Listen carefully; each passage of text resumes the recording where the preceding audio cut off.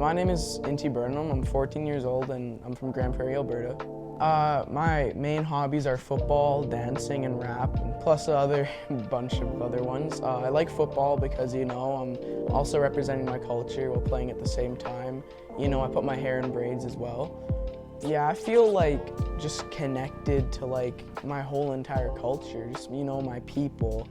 That connection to the land, I feel powerful, strength, and I'm at the top of the world for a bit, it's a great feeling. Share the realistic part of what happened and the part that they don't show in history textbooks, Yeah, just accept who you are. You can't change it no matter how much you do, and just love who you are and always love it,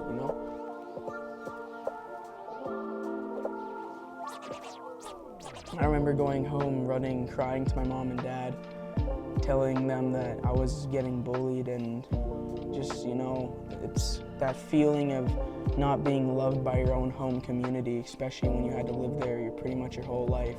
I realized and started seeing that hair represented something more than me or those kids. I remembered it represented strength and, fertility and our connection to the land. And ever since residential school, you don't see that much indigenous youth with hair, or our men with long hair now, because maybe they're afraid the same thing will happen to them that happened to me, that they'll get hated on and they'll just get called a girl because they had long hair.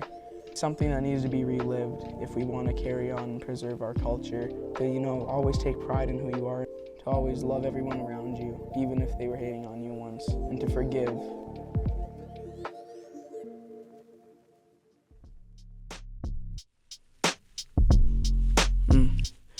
Yeah, I wasn't res born, but I still feel the pain in our language and our culture that's screaming in vain. With our bloodlines being poisoned through alcohol and drugs, with our people getting kicked to the curb like a rug. I'm standing here anyway, I don't care what they say, just trying to make a stand in this land that they claimed.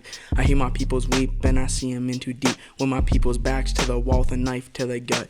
Missing and murdered indigenous people ain't something new. Our youth and our land is shorting out too. My mind is feeling numb, trying to think of words to say, but nothing will cover up the pain at the end of the day.